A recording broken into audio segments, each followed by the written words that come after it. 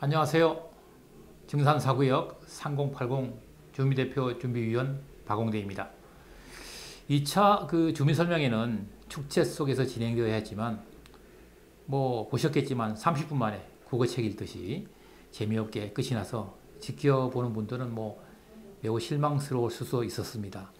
그러나 그 이면에서는 서로가 유리한 고지를 차지하기 위한 치열한 수싸움이 진행되었고, 주민대표는 우리의 주장을 관철하기 위하여 주민설명회 1시간 전까지도 주민대표가 요구하는 사안이 받아들여지지 않으면 참석하지 못한다는 배수진을 치고 대응하였습니다. 주민대표는 중대형 평형 70% 이상을 확대하는 것에 대해서는 이전에 이미 협의가 있었기 때문에 큰 문제가 아니라고 생각했었고요. 오로지 주민 분담금을 줄이는 데 집중을 하였습니다. LH에서도 이 건으로 해서 파행을 막기 위해서 최종안을 주민설명회 당일 12시 20분경 보내왔고, 주민대표도 참석을 1시까지 고민하다가 참석을 한 것입니다. 결과로 보면 LH는 명분을 얻었고, 증산4구역은 중대형 평형 70% 이상 건축과 낮은 주민 분담금이라는 실리를 얻음으로써 서로 윈윈하게 되었다고 주민대표는 이렇게 평가하고 싶습니다. 첫 번째로 중대형 평형 70% 이상 건축하는 것은 사실 이미 공문으로 받았습니다. 주민대표는 설문조사를 통해서 이미 주민들의 니즈를 반영하여 중대형 평형을 70% 이상 건축하는 것을 수차 LH에 전달하였고요. LH도 이를 수용한다고 밝혔습니다. 그러나 이제 주민설명회에서 59제곱미터를 많이 포함한 것은 최초 보도자를 통해서 4,100세대를 공급한다고 발표했기 때문에 이러한 기조를 맞추기 위한 것이지 특별한 의미는 없었다고 생각합니다. 주민 설명회가 끝나고 차 한잔하는 자리에서 톡방의 진행사항을 그대로 보여주면서 전달하였고, 자, 빨리 결정하자.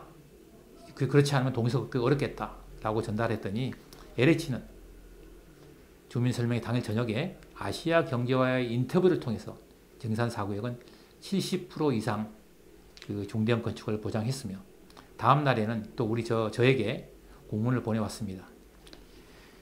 증산4구역 주민들은 34평 아파트를 신청하는 경우 모두 입주할 수 있게 되었습니다. 주민들이 원한다고 해서 모든 원하는 평수에 입주할 수 있는 건 아닙니다. 민간 주도 재개발에서 일하는 경우가 사실상 굉장히 어려운 사안인데요. 주민 여러분들과 주민 대표들이 힘을 합해서 이뤄낸 성과입니다. 정말 대단한 성과라고 저는 판단하고 있습니다. 그러면 이제 중대형 평수가 상대적으로 늘어나면은 세대수 감소하게 되겠죠? 그러면 혹시 주민 분담금이 늘어나는 거 아닌지 또 이런 문의도 하시는데, 4,100세대도 3,800세대로 줄어들면 주민 분담금은 조금 늘어날 수 있습니다. 그러나 명품 아파트를 추구하고 프리미엄 아파트 지위를 가지려면 중대형 아파트가 많아야 가치 상승 요인이 되어서 훨씬 결과적으로 보면 이익입니다. 단적으로 보면 34평형을 분양받는 것이 25평형을 분양받는 것보다 훨씬 많은 이익 실현이 되는 것이 현실이고요. 또 요즘은 또 위드 코로나 시대에 있어서는 집에서 거주하는 시간이 많아서 큰 평형 선호가 요구되는 그런 시절입니다. 자, 그러면 또 이제 중도금과 잔금 납부가 요즘 문제가 되는데요. 이거 납부하지 못해가지고 LH가 제안하는 이익 공유제를 선택하는 경우가 생길 수 있어요. 그래서 제가 이제 시공사에도 좀 물어봤어요. 만약에 중도금과 잔금을 입찰 제한 시 시공사가 입주 시에 납부하는 것을 제한한다면 어떻게 하겠느냐라고 이제 제안을 했는데, 국토부와 LH 담당자들은 반대할 이유가 전혀 없다고 얘기를 했어요. 단 법률상으로 문제가 있는지 LH 법무팀에서 유권 해석을 해보겠다고, 그래서 저희는 기다리고 있습니다. 그리고 재개발에서는 우리처럼 다주택자도 중도금과 잔금 납부 혜택을 받을 수 있다는 것이 시공사의 견해입니다.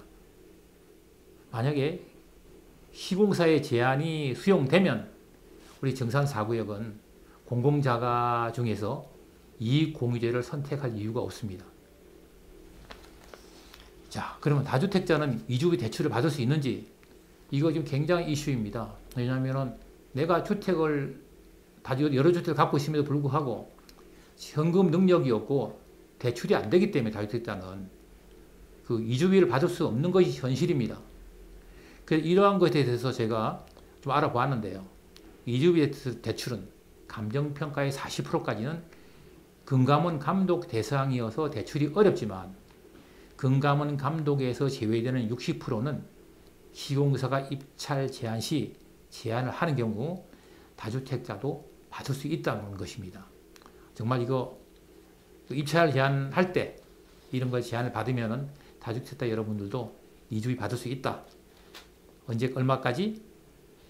금감원에서 감독 대상이 아닌 40% 제한 나머지 60%까지는 받을 수 있다. 이런 겁니다. 요즘 전세값이 많이 올라가지고 이주비를 감정평가에 40%를 받아도 그 돈 받아가지고 이사가기가 어렵습니다.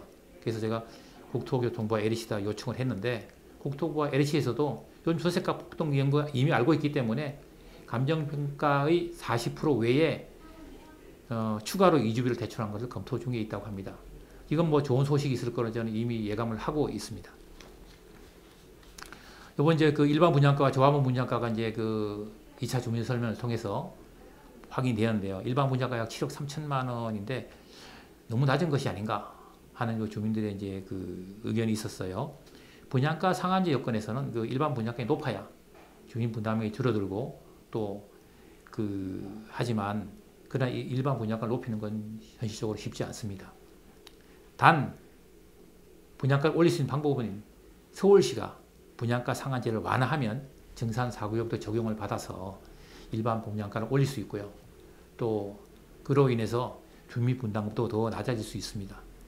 뭐 국토부에서는 당연히 LH에서 마찬가지로 분양가 상한제가 완화되면 그 이익을 주민 분담금으로 낮춰주겠다고 이미 밝혔습니다.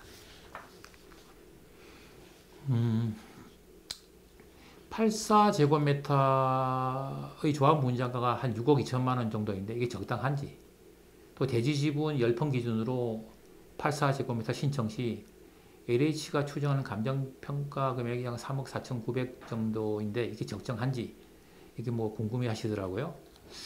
84제곱미터의 조합원 분양가는 6억 2천만 원인데 이건 굉장히 낮게 책정된 겁니다.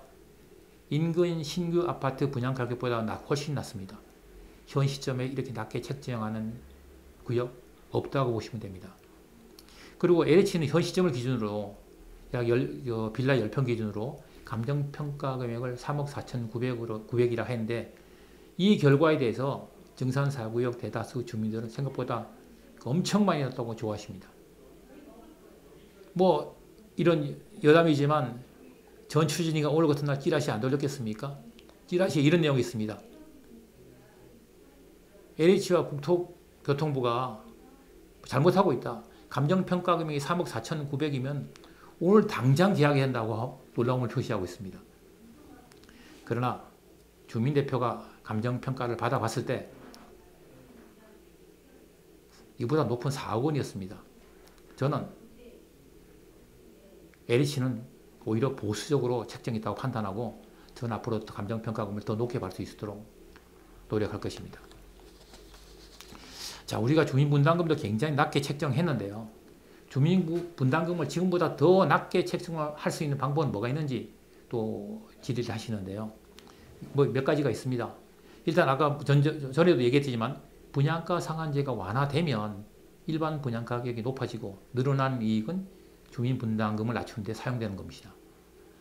또 LH에는 이 사업에 대해서 의무적으로 예비비를 두고 있습니다. 근데 정산 4구역의 경우 워낙 그 공사비가 많기 때문에 그 예비비가 1,000억이 넘습니다. 사용하고 남은 금액도 주민분담금을 낮추는데 활용할 것이라는 국토부의 답변도 있었습니다. 또 하나는 지금 공시지가가 계속 올라가는 추세이기 때문에요. 감정평가를 하게 되는 시점은 지금이 아니고 사업 시행 인가가 끝나는 한 앞으로 2년 후에 평가를 하기 때문에 감정평가금액이 올라가면서 주민분담금은 더 낮아질 겁니다. 시간이 지날수록 더 낮아지기 때문에 지금의 감정평가금액이 지금의 주민분담금이 아니라는 것이죠.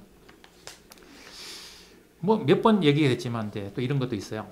주민들이 일군 시공사와 그 프리미엄 브랜드를 선정할 수 있는지, 뭐 이거는 재론의 여지가 없이 주민의 투표로 선정하고 LH가 계약만 하는 겁니다. 프리미엄 브랜드를 선정하는 예가를 결정하는 것도 주민들이 총회를 통해서 결정하며 수용하는 것으로 이미 밝혔습니다. 그 주위에 가련 1구역의 84제곱미터 조합원 분양 가격이 6억 2천만 원인데 롯데건설의 프리미엄 브랜드인 시그니처를 사용하고 있으니 정산 4구역은 중대형 평형으로 3,800세대 건축이 예정되었기 때문에 같은 조합원 분양가는 같은 6억 2천만 원입니다. 그러므로 충분히 프리미엄 브랜드의 아파트 건축이 가능할 것으로 예상합니다. 자, 주민분담금이 이번에 그 2차 주민설명회에서 주민분담금이 인근 대비해서 많이 낮아진 이유가 뭐냐? 간단합니다. 3080을 선택해서 인센티브를 충분히 받았기 때문이고요. 저희가 정산 4구역이 1차 선도구역 중에서 시범구역으로 추진됐기 때문에 누린 혜택입니다. 정산 4구역의 84제곱미터의 조합원 분양가는 6억 2천만 원이고 주민분담금은 최대 2억 7천만 원이고 감정평가 금액에 따라서 2억 2천만 원까지도 떨어질 수도 있습니다. 옆에 구역의 정산 2구역의 경우 주민분담금이 처음에는 3억 8천이었었는데 추가 분담금을 그 위에 발생된 것로 인해서 현재는 약 4억 5천만 원 정도를 예상하고 있고요. 기타 다른 재개발 지역에서도 10평 빌라 소유자들의 추가 분담금은 4억에서 한 5억 5천까지도 나오는 것이 현실입니다. 정산 4구역은 3080을 잘 선택해서 헌집 주고 20억 이상 가치 있는 명품 아파트를 받게 되는 것입니다. 요거 3080 사업에는 여러 가지 그 혜택이 많은데 특히 놀라울 정도로 많은 혜택들이 요번에 그 2차 주민 설명회에서 발표가 됐습니다. 임대주택 비율이 10%입니다. 민간 그리고 그 기부 체납이 17%예요. 용적률은 295%예요. 이게 확정인지? 확정 맞습니다. 지난 8월 25일 서울시의 사전검토위원회 심의로 결정난 사항이기 때문에 확정 맞습니다. 뭐 주민설명회 때는 그 뭐 경우의 수 따라서 용적률이 281대는 낮아질 수 있다 하지만 295가 맞습니다.